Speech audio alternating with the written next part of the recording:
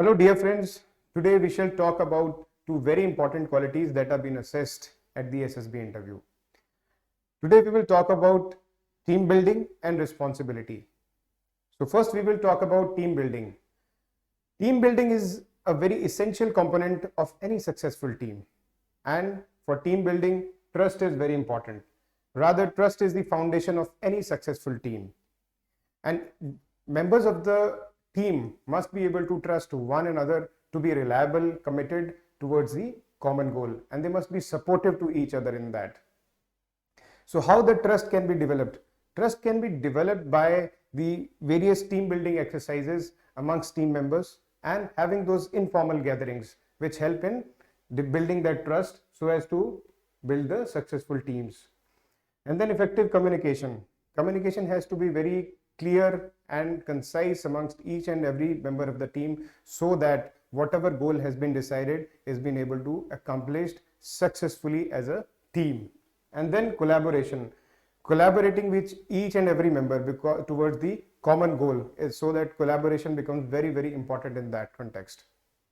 Each and every member has to know strengths and weaknesses of each other so that the collaboration becomes more important, so that the person who is having strength in one sphere is able to manifest that particular thing in that sphere, and one who is weaker or having strength elsewhere can be used or can be collaborative in that aspect.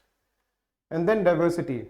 Any team which is having a diverse background or people with diverse background will be highly enriched in terms of experience, and their problem solving will be even better, because having people from diverse background gives immense or broad kind of exposure to each and every member of the team.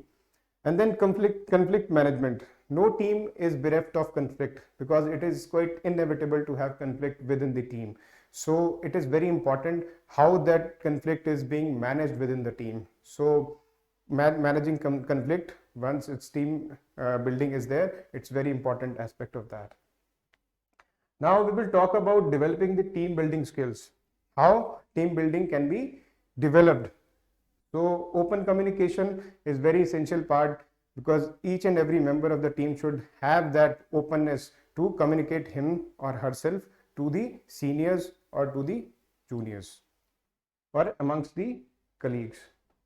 And again, trust, as we talked about, trust is to rely on each other, to support each other, and to be committed towards the common objective of the team or achieving the success as a team.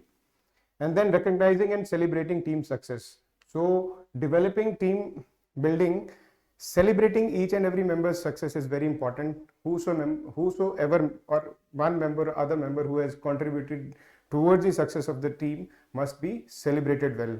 So each and every member need to be accoladed for his or her performance or his or her achievement for the team.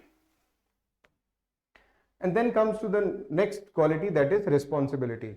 So responsibility is being responsible for your actions, for your decisions, and very first important thing is taking ownership of your actions, decisions and choices. That is what responsibility is.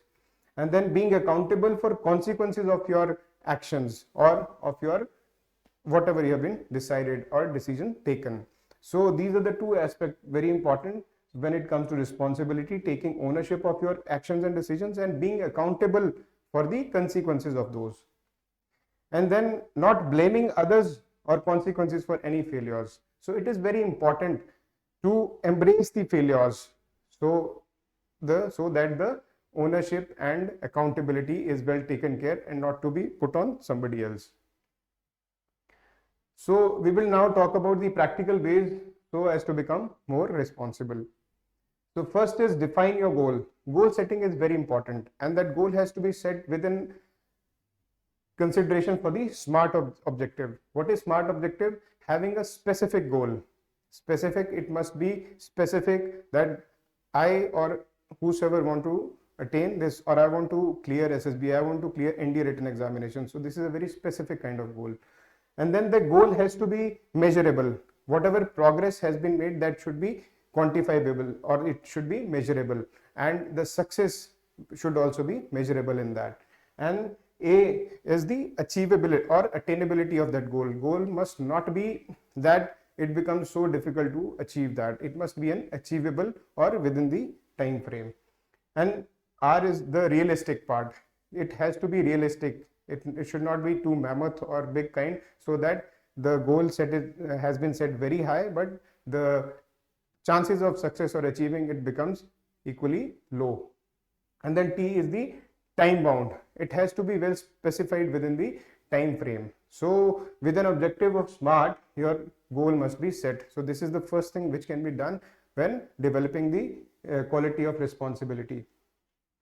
And then making decisions and taking ownership of consequences. As we discussed, responsibility is all about making decisions by self and then taking ownership and accountability for whatever are the consequences of those decisions, and being accountable for each and every action.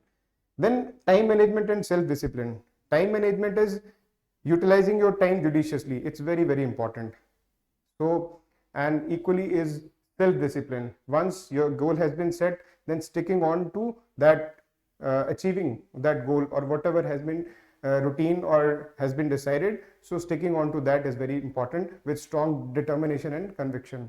So that is the time management and self-discipline. Effective communication. Communication is that quality which is relevant in each and every sphere of life, be it team building, be it being responsible, and be it any other sphere of life. And then feedback. Accepting that criticism gracefully is very, very important. Once I have decided something, and it is very important for me to take the feedback, that constructive criticism gracefully, so that I can work on the feedback. What are the areas of improvement which can be used to further grow myself.